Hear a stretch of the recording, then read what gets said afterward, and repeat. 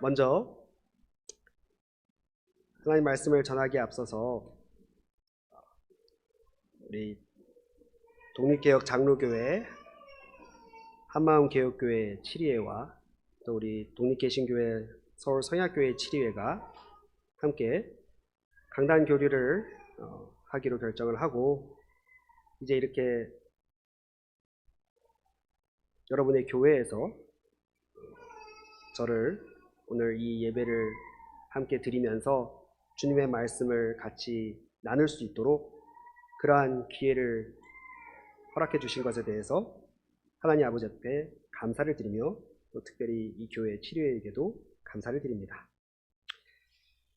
IRPC 독립개혁 장로교회와 IRC 독립개신교회는 비록 교회 연합의 그 정부 형태를 달리 취하고 있을지라도 우리는 같은 교회적인 사명을 함께 지지하고 나아가는 주님의 교회로서 한 몸을 이루고 있습니다.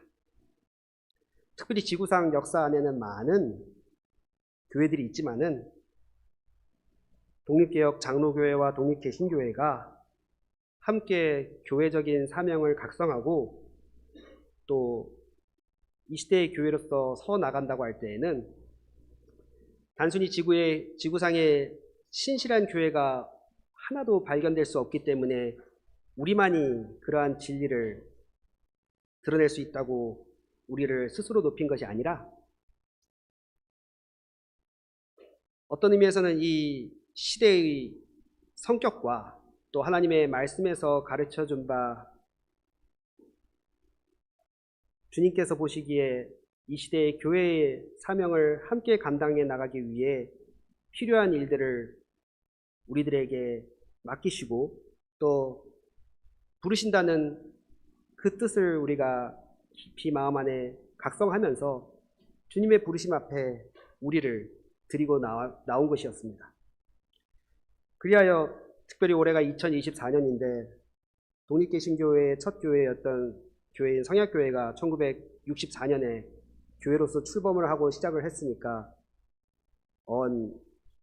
60년의 역사를 우리는 함께 이어온 것입니다.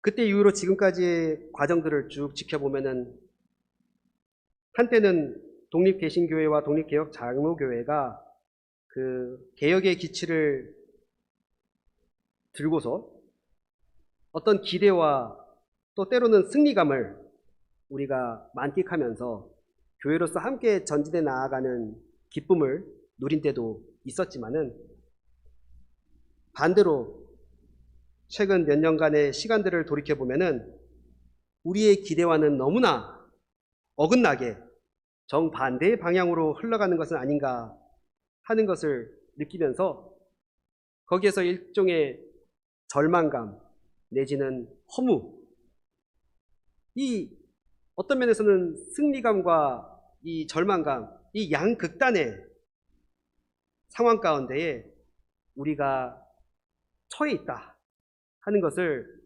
진지하게 고민하지 않을 수가 없게 되었습니다. 이러한 시간들을 우리가 함께 고민해 나가면서 여전히 우리는 교회로서 함께 전진해 나아가고 있는데, 과연 이러한 때에 주님께서 우리에게 어떻게 우리에게 주신 그 부르심에 따라 신실하게 교회로서 서 나가기를 원하시는지, 이러한 점들을 살펴보기 위해서 특별히 오늘 이 창세기 4장에 있는 말씀을 가지고 우리들의 조상이었던 아담과 하와가 범죄한 이래로 하나님께서 그들을 통해서 계속해서 구원의 역사를 이루어 나아가셨을 때에 그들의 믿음을 어떻게 인도해 나아가셨는가를 살펴보려고 하는 것입니다. 우리가 창세기 4장 1절에 보면은 거기에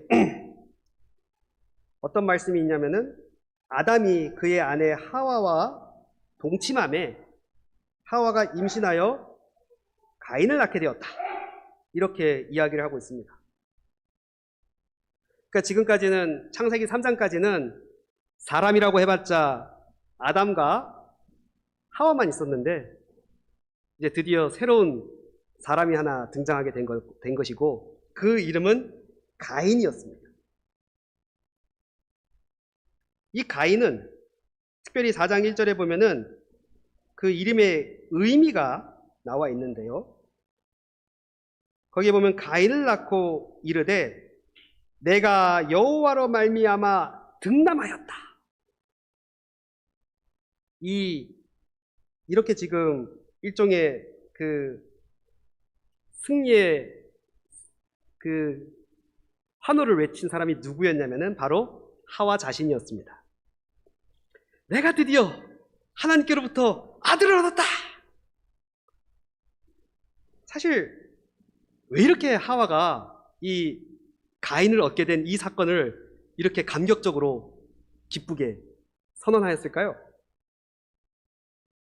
그것은 그 앞에 창세기 3장 14절과 그 15절에 15절과 16절에 있는 내용을 보면은 우리가 확인할 수가 있습니다. 창세기 3장 15절에 보면 내가 너로 여자와 원수가 되게 하고 내 후손도 여자의 후손과 원수가 되게 하리니. 자, 여기서 지금 내가 너로라고 할 때 이 내가 누구냐면은 여호와 하나님이시고 너라고 할 때는 지금 뱀을 가리키는 겁니다. 물론 여기서 말하는 뱀은 단순한 뱀이 아니라 그 뱀을 도구로 이용한 우리의 불구대천의 원수인 마귀 혹은 사탄을 가리키는 것인데요. 지금 여호와 하나님께서는 아담과 하와에 대해서 각각 선악과를 따먹은 책임에 대해서 물으니까 아담은 하와에게 그 탓을 돌리고 하와는 뱀에게 그 탓을 돌렸습니다. 그랬더니 이제 여호와 하나님께서는 그 뱀을 가리켜서 내가 너로 여자와 원수가 되게 하고 내 후손도 여자의 후손과 원수가 되게 하리니 여자의 후손은 내 머리를 상하게 할 것이요 너는 그의 발꿈치를 상하게 할 것이니라. 이렇게 먼저는 뱀과 여인이 한 통속이 되어서 여호와 하나님의 명령을 거스르고 반역해 나아갔던 그 불법적인 연대를 강제로 갈라놓으시겠다. 원수가 되게 하겠다는 것은 이것을 강제로 끊어버리시겠다. 쪼개버리시겠다. 이렇게 말씀을 하신 건데요. 그리고 또 이어서 16절에 뭐라 그러셨냐면 또 여자에게 이르시되 내가 내게 임신하는 고통을 크게 더하리니 내가 수고하여 자식을 낳을 것이며 너는 남편을 원하고 남편은 너를 다스릴 것이니라 하고 말씀하셨습니다. 앞서 말한 대로 여기 15절에서 너로 여자와 원수가 되게 한다는 말, 여기 되게 한다는 말이 있고 그 다음에 너의 후손과 여자의 후손도 원수가 되게 한다는 말을 쓰고 있는데요. 사실 여기 되게 한다는 말을 이 히브리어 원문에 따라서 직역을 해본다면은 너와 여자 사이에 적개심을 혹은 원수됨을 내가 둘 것이며 너의 후손과 여자의 후손 사이에도 원수됨을 적개심을 내가 둘 것이다. 둔다는 말을 쓰고 계십니다. 그러니까 하나님께서 그것은 강제로 둘 사이에 적개심을 갖도록 강제적으로 어떤 큰 그 서로를 향한 원수됨을 두시겠다는 겁니다. 그러니까 여기서 여인과 뱀이 원수가 되고 여인의 후손과 뱀의 후손이 원수가 되는 것은 그냥 그들이 서로 한때는 좋게 잘 지내다가 어느 날 갑자기 싸움이 일어나서 어쩔 수 없이 서로 갈라지게 되는 것이 아니라 하나님께서 친히 그들 사이에 개입하셔서 그들을 억지로 갈라놓겠다는 말씀입니다. 그러한 뜻이 여기에는 분명히 들어있습니다. 하나님께서 이렇게 개입하지 않았더라면은 일평생 마귀와 한 통색이 되어서 영원히 하나님을 배반하고 반역하고 나아갈 수밖에 없는 그러한 인생의 운명에 대해서 하나님께서 그것을 그냥 방치하지 않으시고 적극적으로 그 둘 사이에 개입하셔서 그 둘을 억지로 갈라놓는 그 원수됨을 그 둘 사이에 두시겠다. 이렇게 말씀한 겁니다. 그래서 이것을 가리켜서 소위 최초의 복음 혹은 원시복음이란 말을 씁니다. 이 자체가 복음의 선언입니다. 본래 하나님과 화목될 수 없는 우리들을 화목하게 하시기 위하여 마귀와 함께 한 통속이 된 우리들을 억지로 갈라놓으시고 다시 하나님의 편으로 우리를 끌어놓으시는 것. 이 일을 전적으로 하나님께서 주권적으로 주관적으로 행하시는 것. 이것이 바로 하나님의 복음의 은혜입니다. 그래서 여기 있는 창세기 이 3장 15절의 말씀을 가리켜서 보통 원시복음이다 혹은 최초의 복음이다 이런 말씀을 쓰는 겁니다. 그러니까 우리는 여기서 지금 뱀의 머리를 짓밟을 그 여자의 후손이 누구인지를 잘 알고 있습니다. 그분은 바로 예수 그리스도이십니다. 비록 예수님께서 이 땅에 뱀의 머리를 상하게 하기 위하여 이 땅에 사람으로 오신 것은 2000년 전에 있었던 일이지만 그때까지는 2000년 전에 예수님이 오시기 훨씬 이전에 아담과 하와가 지금 이 말을 듣고 있을 때에는 아직은 그들이 예수 그리스도가 누구신지를 분명하게 알지는 못했을 것이지만은 그럴지라도 이미 예수님께서 우리의 구원을 위해서 하나님께서 친히 보내주실 것이라고 하는 이 약속의 말씀은 이 아담과 하와에게 하나님께서 이미 계시하여 주신 것입니다.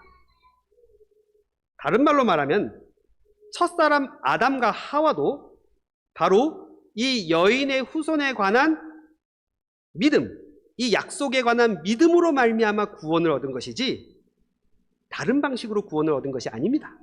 우리와 동일한 예수 그리스도의 여인의 후손에 관한 약속에 관한 믿음으로 구원을 얻게 된 것입니다. 여기 지금 15절에 뱀을 향해서 하나님께서 내가 너로 여자와 원수가 되게 하시고 또 여자의 후손은 내 머리를 상하게 할 것이다. 자, 이 말씀을 하실 때 하와도 그 자리에서 분명히 이 말을 들었을 것입니다. 여자의 후손이 네 머리를 상하게 한다. 얼마든지 아담의 후손이 남자의 후손이 네 머리를 상하게 할 것이다. 이렇게 말씀하실 수도 있었을 텐데요. 그렇지 않고 여자의 후손이 네 머리를 상하게 할 것이다. 이렇게 말씀을 하셨을 때에 아마도 이 말을 들었던 하와는 거기에서 큰 위로를 받았을 것입니다. 왜냐? 지금 사실 하와는 이미 선악과를 따먹은 후에 자기가 기대했던 결과가 전혀 이루어지지 않는 것을 보고는 거기서 무엇을 가장 크게 느꼈겠습니까? 아, 내가 속았구나. 결국 저 뱀의 말에 속고 말았구나. 이렇게 해서 내가 이제는 하나님과 멀리 떨어지고 원수된 위치로 들어가고 말았겠구나. 그런데다가 단지 자기 혼자 그렇게 죄 가운데 들어가면은 그것대로 자기 책임으로 그냥 끝나고 말았을지도 모르겠지만 또한 이 여인은 어떻게 했습니까? 자기와 함께 있던 자기의 남편인 아담에게도 이 선악과를 권하여서 함께 죄 가운데로 떨어졌기 때문에 지금 이 장면 앞에서 누구보다도 큰 자괴감과 슬픔과 또는 마귀에 대한 원망, 여기에 아마 굉장히 크게 사로잡혀 있었을 것입니다. 결국 이게 다 나 때문에 이렇게 됐구나. 내가 이렇게 결국은 남편과 내 자신을 이 죽음과 멸망 가운데로 이끌고 말았구나. 이러한 후회와 한탄 가운데 있을 때에 하나님께서 뱀에게 선언하시는 그 복음의 선언에 대해서 특별히 하나님이 여인의 후손이 네 머리를 상하게 할 것이다. 이 말을 하시니까 여기서 말하는 그 여인은 누구겠습니까? 하와 자신인 거예요. 아, 하나님께서 나 같은 죄인을 쓰셔서 이 구원을 이루시겠구나. 더군다나 나를 속인 저 원수 마귀의 머리를 짓밟을 그 사람을 나의 후손을 통해서 나오게 만드신다고 하니 이게 얼마나 하와에게 큰 위로가 되겠습니까? 그래. 그렇기 때문에 16절에서 비록 하나님께서는 여자에게 그가 임신하여 해산의 고통을 크게 더한다는 말을 하셨을지라도 아마 하와로서는 그래, 내가 이 정도 수고와 고통은 얼마든지 감수하리라. 그리하여서 하나님께서 약속해 주신 그 여인의 후손을 내가 직접 이 몸을 통해서 낳게 되걸랑 그때 저 뱀의 머리를 짓밟는 그 모습을 내가 본다면은 나는 이런 고통은 수십 번, 수백 번 감당하더라도 하등 아깝지 않을 것이다. 피하지 않을 것이라. 아마 그러한 각오를 가지고 이 문제를 받아들였을 겁니다. 그래서 마침내 아담이 그 아내와 동침하여 가인이라는 아들을 주셨을 때 이 하와의 마음이 얼마나 기뻤겠습니까? 그래서 4장 1절에서는 내가 여호와로 말미암아 아들을 얻었다. 가인이라 하고 외친 겁니다. 네. 이렇게 해서 모든 일들이 하와가 기대했던 대로 전개됐더라면은 아마 그 다음 말씀은 나와 있지 않았을 겁니다. 그런데 4장 2절에 보면은요, 갑자기 분위기가 싹 바뀝니다. 4장 2절에 보면 그가 또 가인의 아우 아벨을 낳았는데 누가 이름을 지었다고는 안 나와요. 그냥 그가 또 가인의 아우 아벨을 낳았는데 아벨은 양치는 자였고 가인은 농사하는 자였더라 하고 그냥 딱 끝나고 말았어요. 아벨은 무슨 뜻이지? 글쎄, 여기에 아벨이 무슨 뜻인지는 이 말을 번역한 우리들은 쉽게 떠올릴 수가 없을지 몰라도 히브리 말을 하는 사람들은 굳이 여기에 대해서 이 말을 해석해 주지 않더라도 이게 무슨 말인지를 잘 알고 있습니다. 한마디로 말하면 아벨이라는 것은요, 한숨이에요.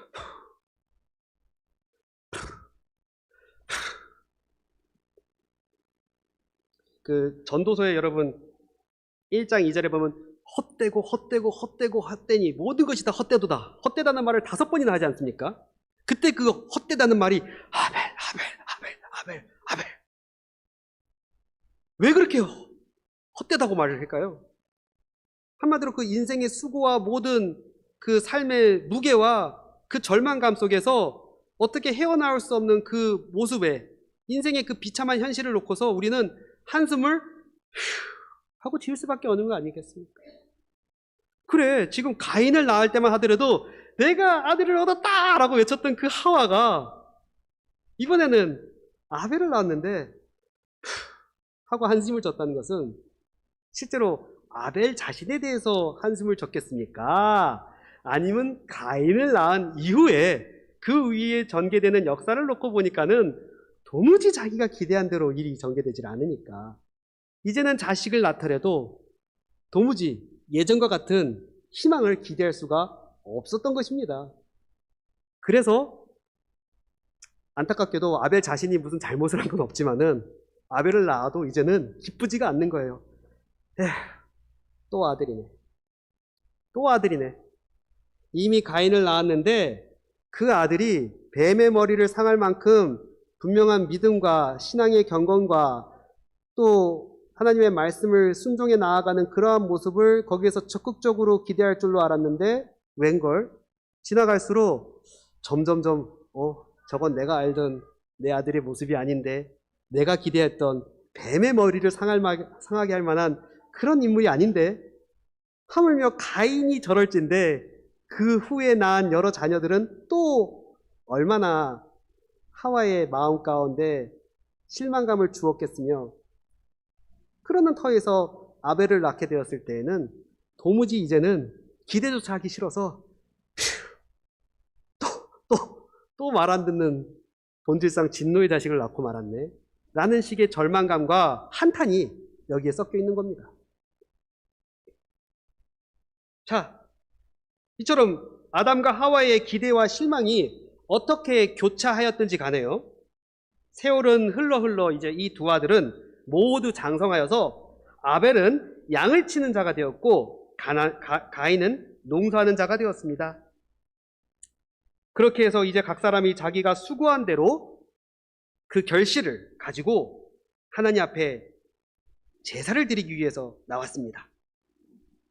거기에 대해서 3절과 4절에 있는 말씀을 보면은요, 3절에 가인은 땅의 소산으로 제물을 삼아 여호와께 드렸고 아벨도 자기의 양을 기르는 목동이 되었으니까 양의 첫 새끼와 그의 기름을 드렸더니, 거기에 대해서 여호와께서는 아벨과 그의 제물은 받으셨지만은 정작 가인과 그의 제물은 받지 않으신 겁니다. 우리가 제물을 드린다고 할 때에는 단지 제물만 드리는 게 아니죠. 오늘도 우리가 조금 전에 헌상의 예식을 행하였는데요. 헌상을 한다고 할 때에는 그게 나에게 10의 1이 되었든 10의 3이 되었든 혹은 전체가 되었든 그게 얼마가 되었든 나의 전체를 다 나타내는 의미로서 나의 전부를 하나님께 드리겠다는 뜻으로 헌상의 예식을 하는 것이지, 요것만이 하나님의 것이고 나머지는 제 것입니다 라는 뜻을 가지고 드리시는 분들은 없을 줄로 압니다. 그렇습니다. 제물은 단지 그 제물만이 하나님의 것이 아니라 제물을 통해서 상징되는 바 자기 자신을 전체로 하나님께 드리는 것입니다. 그러니 여기서도 하나님께서 가인의 제물을 받지 않으셨을 때에는 그 제물만 받지 않는 것이 아니라 가인 자신을 받지 않는 것이고, 반대로 아벨을 받아주신다고 할 때에도 아벨의 제물만 받는 것이 아니라 아벨과 함께 그의 제물을 받으시는 겁니다. 이처럼 가인은 자신과 자신의 제사가 연락되지 않는 것을 보고 반대로 아벨의 제물을 하나님께서 그와 함께 받아주신 것을 보았을 때에 결국 그는 5절에 있는 대로 몹시 아주 심히 분노하면서 안색을 변하고 말았다고까지 이야기하고 있습니다. 가인은 왜 이렇게 안색이 변하였을까요?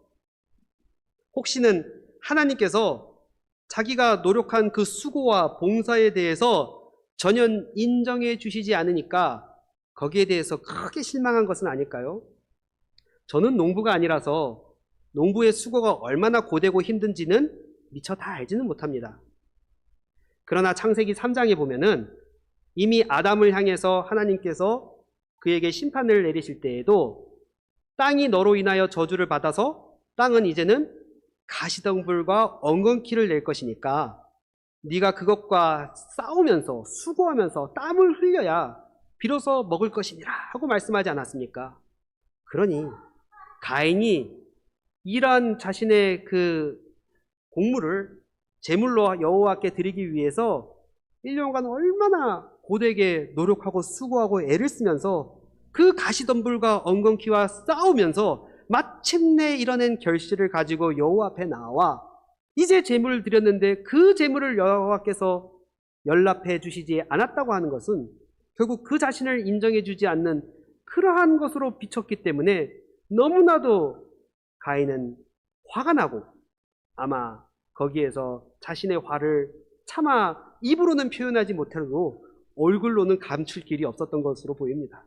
그래 그의 안색이 싹 아주 풀그락 이렇게 변하고 있으니까 여기에 대해서 하나님께서는 뭐라고 묻으시냐 하면은 6절에 여호와께서 가인에게 이르시되 내가 분하여야 함은 어찌 됨이며 안색이 변함은 어찌 됨이냐 내가 선을 행하면 어찌 낯을 들지 못하겠느냐 선을 행하지 아니하면 죄가 문에 엎드려 있느니라 죄가 너를 원하나 너는 죄를 다스릴지니라 하고 말씀하셨습니다.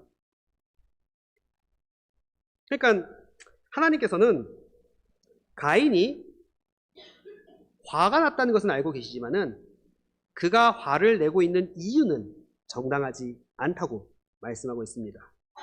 여기 보는 대로 내가 선을 행하면 어찌 낯을 들지 못하겠느냐 7절에 달리 말하면 하나님께서 지금 가인이 악을 행하고 있다 이렇게 말씀하고 있는 겁니다.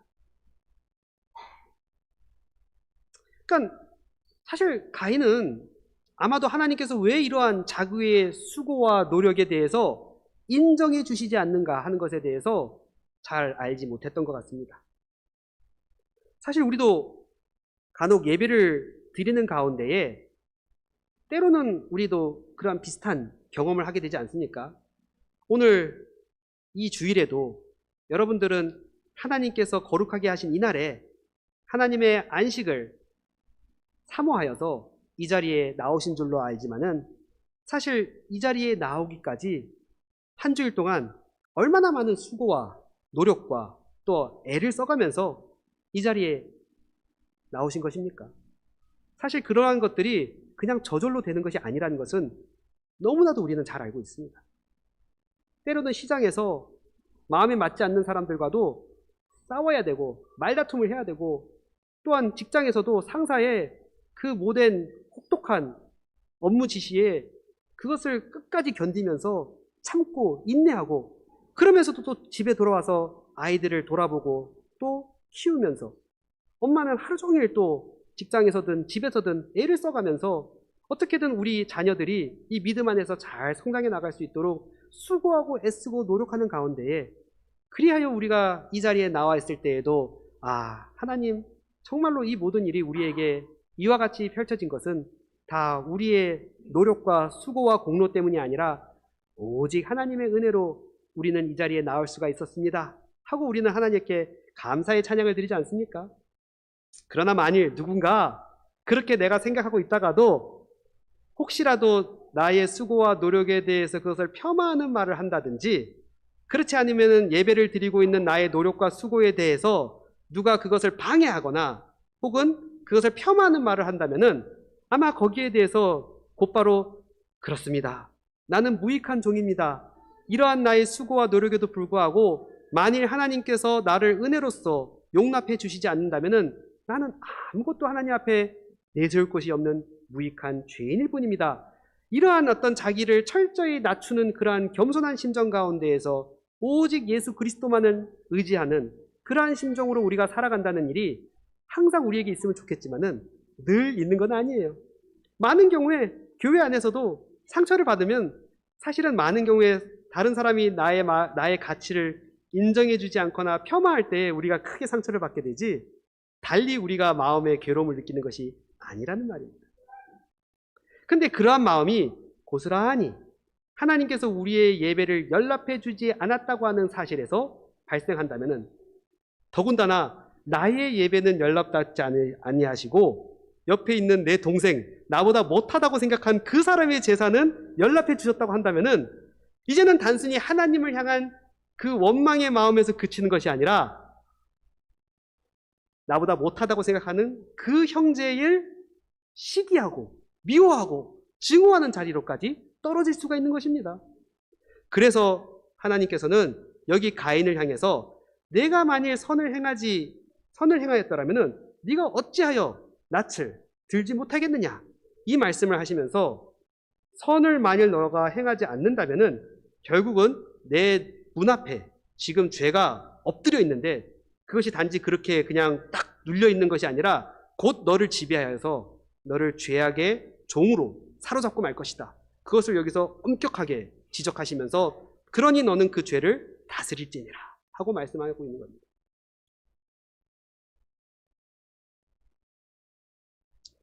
그러니까 우리가 이러한 것들을 놓고 보면은 결국 가인은 지금 하나님 앞에 예배와 제사를 드렸을 때에도 하나님께서 마련해 놓으신 은혜를 의지하여 하기보다는 자신의 공로와 자기의 의를 의지하여 하나님 앞에 스스로 나아가려고 했던 것으로 보입니다. 도무지 아벨이 어떠한 심정으로 하나님 앞에 연락될 수 있는 제사를 드렸는지에 대해서는 알아보려고 하지 않고 반대로 저 아벨만 없다면은 하나님께서는 나의 제사를 받아주시겠지 하는 그러한 증오의 심정을 가지고 결국은 아벨을 죽이고 말았던 것입니다. 그래, 우리는 이러한 데에서 첫사람 가인이 그러니까 처음에 최초의 그 살인이 어떠한 식으로 발생하게 되었는지를 여기서 보게 됩니다. 사실 이러한 것들을 바로 하와가 가인을 낳은 후에도 항상 느끼고 있었던 아쉬움이었을 것입니다. 가인은 분명히 능력이 많은 사람이었을 겁니다. 가시덤불과 엉겅퀴를 어떻게 헤쳐나가면서까지도 땅의 소산으로부터 필요한 양식들을 산출해낼 수 있는지, 그것을 행할 수 있는 지혜와 능력을 가진 사람이었을 겁니다. 하지만 하나님께서는 그러한 능력과 지혜가 아무리 탁월하고 뛰어날지라도 하나님 앞에 우리가 나와서 연락될 수 있는 근거는 오직 하나님께서 우리를 위해서 친히 마련해 주신 속죄의 보혈의 공로를 의지하지 않고서는 결단코 하나님 앞에 스스로 설 수가 없다는 것을 우리에게 가르쳐 주고 있습니다. 여러분들은 예수님께서 요한복음 4장에서 하신 말씀 가운데 특별히 사마리아 수가 그 여인에게 무엇이 참된 예배의 심정인가 하는 것을 가르쳐 주신 것을 기억하시는 분들이 있을 것입니다.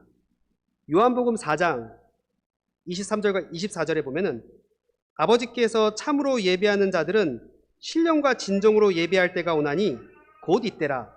아버지께서는 이렇게 자기에게 예배하는 자들을 찾으시느니라. 이렇게 말씀을 하시고요. 이어서 하나님은 영이시니 예배하는 자가 신령과 진정으로 예배할지니라 하고 말씀하셨습니다. 여기 신령과 진정에서 신령이라는 말은 다른 식으로 말한다면 성신으로 번역될 수가 있습니다. 우리의 영혼이라는 뜻도 있지만은 그보다 앞서 성신으로 번역될 수 있는 말인데요. 한마디로 말하면 우리가 하나님 앞에 예배를 드리기 위해서는 성신과 진정으로 예배를 드려야 한다는 말입니다. 우리가 성신을 의지하지 않고서는 결코 하나님의 보좌 앞에 스스로 나아갈 수도 없고 죄 있는 이 몸을 가지고 그대로 하나님 앞에 설 수가 없습니다. 죄인 우리들이 성신을 힘입어 하나님 앞에 예배를 드린다고 할 때에는 그 성신께서 반드시 우리에게 입혀주시는 은혜가 있는데 그것은 바로 예수님의 피 흘리심의 공로입니다. 심지어는 예수님 자신도 이 성신을 힘입어서 하나님 앞에 온전한 제사를 드렸습니다. 히브리서 9장 14절에 보면 하물며 영원하신 성신으로 말미암아 흠없는 자기를 하나님께 드린 그리스도의 피가 어찌 너희 양심을 죽은 행실에서 깨끗하게 하고 살아계신 하나님을 섬기게 하지 못하겠느냐. 여기 지금 예수 그리스도께서도 그의 흘리신 보혈의 피를 가지고 하나님의 영원한 성소하에 들어가셨을 때에 성신을 힘입어 들어갔다고 말씀하고 있습니다.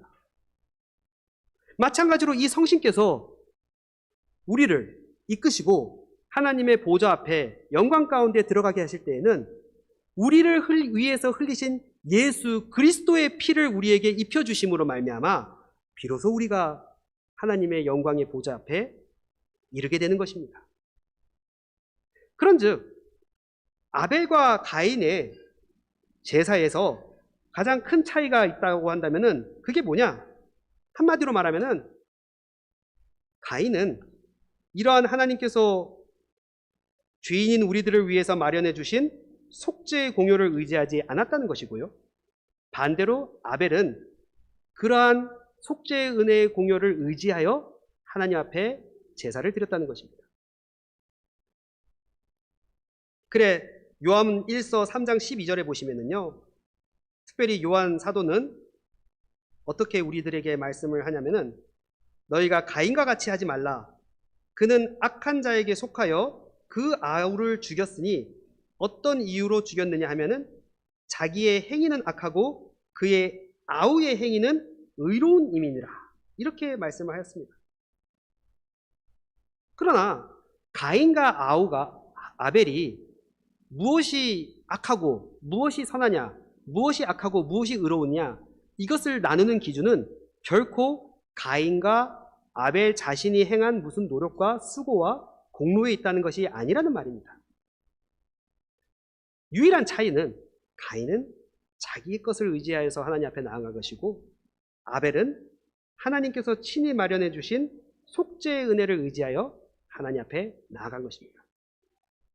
그래서 우리가 잘 아시는 대로 히브리서 11장 4절에 보면은 특별히 히브리서 11장은 믿음의 용사들에 대해서 기록하고 있는 그러한 장인 걸로 여러분들은 잘 아실 텐데요. 그 히브리서 11장 4절에서 이 믿음의 용사들의 반열 가운데 가장 먼저 언급되는 사람이 누굽니까? 바로 아벨이에요. 아벨입니다.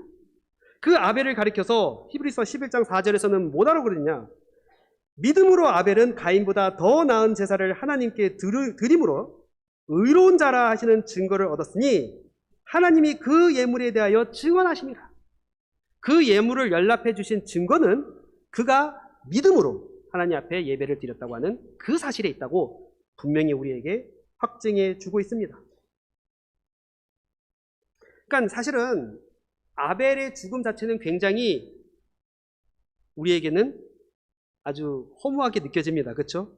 어떤 의미에서는 그 믿음의 용사가 그 의로운 믿음을 우리에게 전해줄 수 있는 하나님의 약속의 자손으로 어찌 보면 가인보다도 하나님은 아벨을 선택해서 그들에게 보내주신 것인데, 그러한 아벨이 그 믿음을 온전하게 충분히 다 증거하지도 못하고 그냥 중간에 그렇게 허망하게 가인의 손에, 그 악인의 손에 목숨을 잃고 말았다 하면은 사실 그것도 굉장히 안타까운 일이지 않겠습니까?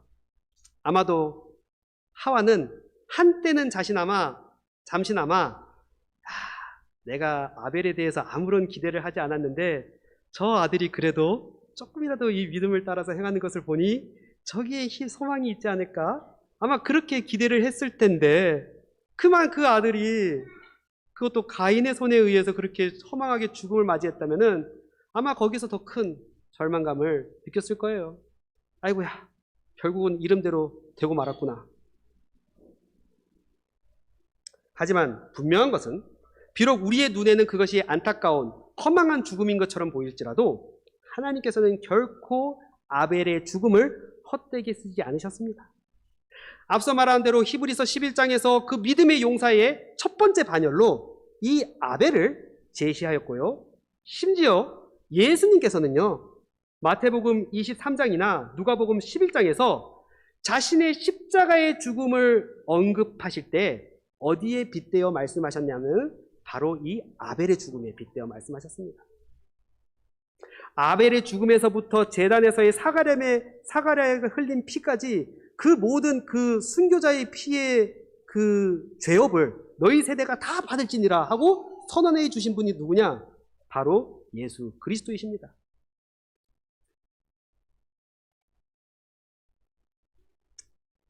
그래, 어찌되었든 하와의 현재 심정은 큰 절망과 낙담 속에서 그나마라도 조금이라도 희망의 여지가 있다고 생각한 그 아벨마저도 하나님께서 저렇게 허망하게 데려가 버리시니까 이제는 아무것도 남는 게 없게 되었습니다.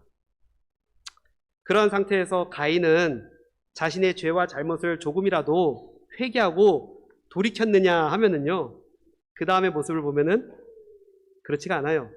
사실 하나님께서 가인에게 너로 인해서 네 손에서 흘린 그 피로 인해 땅이 저주를 받았으니까 이제 너희는 더 이상 땅으로부터 효력을 얻지 못할 것이다, 이렇게 말씀하셨는데요, 아마 거기에서 가인은 철저하게 자신의 무능과 무기능을 실감하게 되었을 거예요. 그동안에는 자기의 재주와 자기의 노력이 자기의 수고로 말미암아 땅에서 효력을 발휘하고 소산을 이끌어낼 수 있는 지혜와 기능이 자기 자신에게 있는 줄 알았는데 사실 알고 보니까 그건 순전히 하나님의 은혜였던 것입니다. 내가 암만 수고하고 내가 암만 노력해도 하나님께서 땅으로 하여금 그 효력을 발휘하게 하시지 않는 이상에는 결코 원하는 소산을 얻을 수 없다 하는 것을 가인에게 가르쳐 주셨어요.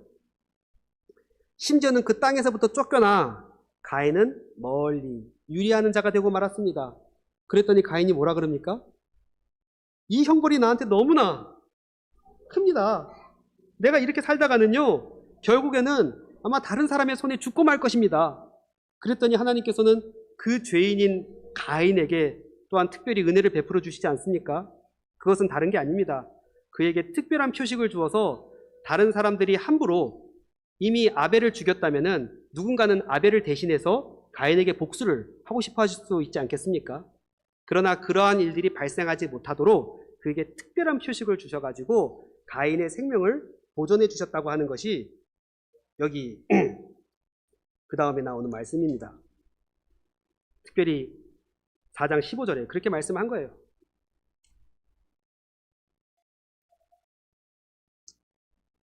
어떤 분들은 그래요. 아니, 이렇게 나쁜 가인을 위해서 이렇게까지 특별한 은혜를 베풀어 주셔도 되겠습니까? 그러나 우리는 이렇게 생각을 해야 될 것입니다. 사실 만일 하나님께서 이러한 특별한 은혜를 여기에 베풀어 주지 않았다라면은 아마 피의 보복은 또 다른 피의 보복을 부를 것이고 계속해서 그러한 불의와 강포가 더욱 관영하게 될 것입니다.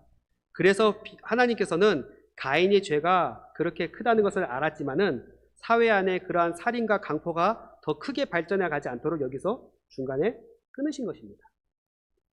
그건 하나님의 크신 사랑의 배려지 오직 가인 자신만을 생각해서 그렇게 하신 것이 아니라는 것을 우리는 여기서 생각해야 할 것입니다. 그래, 그 다음에 이제 4장 16절부터 23절까지의 내용은 가인이 그 아들과 그의 자손들을 통해서 만들어내는 그 문화의 양상들을 쭉 기술하고 있어요. 오늘은 시간 관계상 이 부분을 자세하게 다루지는 않을 겁니다. 그러나 여기서도 우리가 한 가지 분명하게 보는 것은 가인 자신은 이만한 정도 안에서 자신이 받은 그 심판과 형벌 속에서 하나님을 떠나서 살아갔지만은 그래도 그는 하나님에 대한 계시에 더 많은 것을 접촉해 있던 사람이었던 까닭에 자기 당대에는 그만한 정도로 그치고 말았을지라도 그 후에 나오는 후손들을 보면은 훨씬 더 이 죄악의 역사를 점진적으로 발전시켜 나가고 있다는 것을 보게 돼요. 물론 거기에는 아름다운 것들도 있습니다. 예술이 있고요, 음악이 있고요, 문화가 있고 건축이 있습니다. 소위 인간이 만들어내는 다양한 문화의 양상들이 이미 가인의 후손들을 통해서 펼쳐지고 있는 것을 보게 돼요. 그렇지 않습니까? 예를 들면은 4장 21절에 그 유발이라고 하는 사람은 수금과 퉁소를 잡는 모든 자의 조상이 되었다. 한마디로 말하면은 그 음악을 만들어낸 인물이었다. 이렇게 얘기하고 있습니다. 그리고 두발 가인은요, 구리와 쇠로를 가지고 여러 가지 기구를 만들었다고 해요. 우리는 역사를 청동기 문화와 철기 문화로 나누지만은요, 성경은 이미 오랜 고대 역사 안에 이 구리와 철을 함께 사용할 수 있는 그러한 인물이 있었다는 것을 가르쳐주고 있어요. 이처럼 다양한 어떤 물질 문명의 발전과 전개가 하나님을 반역한 이 가인의 후손들을 통해서 나타나게 되는 것을 보게 되는데, 겉으로 보기에는 그것이 화려하고 찬란해 보일지라도요, 실상은 거기에는 참된 생명과 의가 빠져 있습니다. 거룩함이 없어요. 그 증거가 뭐냐? 바로 라멕입니다. 당장의 라멕은 하나님께서 최초에 내신 일부 일처제의 혼인의 원리를 거스르고요, 이미 아내를 둘이나 두기 시작했습니다. 그리고 거기에서 한 걸음 더 나아가서 자기의 조그마한 상처로 인하여서 자기에게 상처를 끼친 소년을, 그것도 자기가 거기에 대한 대가를 복수를 한다는 미명하에 피해 보복을 행했던 것을 보게 됩니다. 그리고는 그러한 일들에 대해서 아무런 죄책감을 느끼지 않고는 심지어 하나님께서 자기의 조상이었던 가인에게 주신 은혜의 약속을 자기의 것으로 이용을 해서 가인을 위하여는 벌이 7배일진데 라멕을 위해서는 벌이 77배다. 이런 식으로까지 하나님께서 그들에게 허용해 주신 모든 은혜와 그 복을 자신들의 죄악의 도구로 악용하고 있는 것을 보게 돼요. 이러한 역사들을 지켜봤을 때 아마도 하와만이 아니라 사실은 아담과 하와는 계속해서 그들이 뿌려놓은 그 죄악의 씨앗이 어떻게 인류 역사 안에서 관영해 나가는가 하는 것을 보았을 것입니다. 정말로 눈물로 회개하면서 날마다 하나님 앞에 그 은혜를 호소하고 살았을 것입니다. 한때는 가인을 주셔가지고 이제는 여인이, 후손이 뱀의 머리를 짓밟을 수 있는 그 승리의 복음을 향해서 나아갈 수 있을 거라는 그런 기대와 희망을 가지고 살았던 그들이 또 한때는 그 아벨과 같은 그 믿음의 조그마한 씨앗이라도 그래도 보존될 줄 알았던 것조차도 완전히 사라질 수밖에 없는 그런 절망과 낙담과 허무 가운데에서 왔다 갔다 하면서 사실상 어떠한 것도 이제는 기대할 수 없는 그러한 상태 가운데 떨어지고 말았던 것입니다. 그러나 사랑하시는 성도 여러분, 하나님께서는 사실은 아담과 하와에게 어떻게 하나님께서 구원의 역사를 전개해 주시며 또한 그들이 그 하나님의 약속의 믿음을 어떠한 심정으로 대하기를 원하시는가를 이들에게 알게 하여 주시기 위해서 이러한 고난과 역경의 과정들을 통과하게 하시고, 그 다음에 이제 마지막으로 25절에 보면은 이제 어떻게 하시느냐. 아담이 다시 자기 아내와 동침함에 그가 아들을 낳아 그의 이름을 셋이라 하였으니 이는 하나님이 내게 가인이 죽인 아벨 대신에 다른 씨를 주셨다 함이며 하고 말씀하고 있어요. 그러니까 앞서 말한 대로 아벨에 대해서는 달리 그 이름의 의미를 설명하지 않았지만은 이스라엘 사람들이라면 누구나 다 알고 있다 그랬죠. 그러나 그 앞에 가인에 대해서는 특별히 그 이름의 의미를 설명해주고 있고요. 마찬가지로 여기 셋이라는 이름을 썼을 때에도 원문에 보면 이 이름을 붙인 사람은 하와입니다. 하와가 이제 뭐라 그러냐, 셋이다. 이 셋이라는 말은 두었다는 말이에요. 두셨다. 이런 말씀을 하면서 뭘 두셨느냐, 바로 가인이 죽인 그 아벨 대신에 하나님께서 다른 씨를 나에게 주셨다, 혹은 두셨다는 말이에요. 그러니까 하와가 왜 이러한 표현으로서 이 아들에 대해서 이름을 이렇게 지었을까? 결국 아담과 하와는 앞서 말한 대로 자신들의 기대와 계획대로 구원의 역사가 전개되지 않아서 한때는 실망과 좌절을 맛보고, 또 다른 한편으로는 자기들 스스로는 이제는 아무것도 기대할 수 없는 그러한 절망과 낙심 가운데 있었을지라도 결국은 그들이 그러한 불신앙과 절망감 속에서 그저 도태되거나 함몰되지 않고 다시금 하나님의 구원의 역사 안에서 자신들을 온전히 드리고 나아갈 수 있게 하신 그 은혜의 사실이 결국은 누구로부터 시작했고 어떻게 그것이 이루어지는지를 여기서 분명히 보인 겁니다. 여기 제가 그 주셨다는 말은 두셨다는 말로 말씀을 강조해서 했는데요. 사실 그 두셨다는 말이 아까 창세기 3장 15절에서는 어디에다가 적용한다고 했습니까? 뱀의 후손과 여인의 후손 사이에 원수됨을 두시고 여인과 뱀 사이에 원수됨을 두신, 한마디로 말하면 그들 사이에 두어두신, 더 정확하게는 아담과 하와의 마음 안에 심겨주신 하나님의 복음의 약속의 말씀, 이 약속의 말씀을 친히 우리 마음 가운데 두시고 그 말씀을 지키시고 우리의 믿음을 보존해 주시는 그 하나님께서 사실은 친히 그 모든 구원의 역사를 온전히 이루어 가신다는 것을 여기서 발견하게 되는 겁니다. 그러한 믿음이 없었다라면 아담은 또다시 그 아내와 동침하여 자녀를 낳으려고 하지 않았을 것입니다. 하지만은 하나님께서는 이들의 믿음을 보존해 주시고 그들의 마음 안에 두어두신 그 약속의 말씀을 의지하여 이들은 그 절망과 아무것도 기대할 수 없는 상황 속에서도 자신들에게 주어진 의무를 행한 것입니다.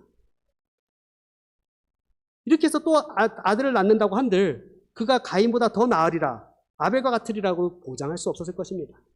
하지만 하나님께서는 그들의 마음 가운데 두신 그 약속의 믿음을 보존해 주시고 또 그 약속대로 그들에게 그 의무를 행하게 하여 주심으로써 마침내 하나님께서는 또 다른 약속의 자손을 그들에게 보내주셨는데 그가 바로 셋이었습니다. 그리고 26절에서는 어떻습니까? 이 셋이 또 아들을 낳고 그의 이름을 에노스라고 했는데 여기서는 설명은 안 됐지만 에노스라고 하는 것은 사람이란 뜻입니다. 한마디로 사람은 굉장히 약하고 연약한 존재라는 그러한 의미를 아마 여기에 담고 있지 않았나 싶은데요. 중요한 것은 그 이름보다도 그렇게 해서 에노스를 낳게 되었을 때에 그때야 비로소 사람들이 여호와의 이름을 불렀다. 한마디로 말하면요, 개별적으로는 하나님의 이름을 부르고 의지하고 나간 사람들이 있었을지 몰라도 지금 가인의 자손들이 저렇게 크게 번성해 나가는 이 사회의 역사를 놓고 봤을 때 그것을 대항할 만한, 대체할 만한 큰 세력은 아닐지라도 결국은 함께 여호와 하나님의 이름을 부르는 믿음의 공동체가 이 셋의 아들인 에노스를 통해서부터 나타나기 시작했다는 것을 여기서 가르쳐주고 있습니다.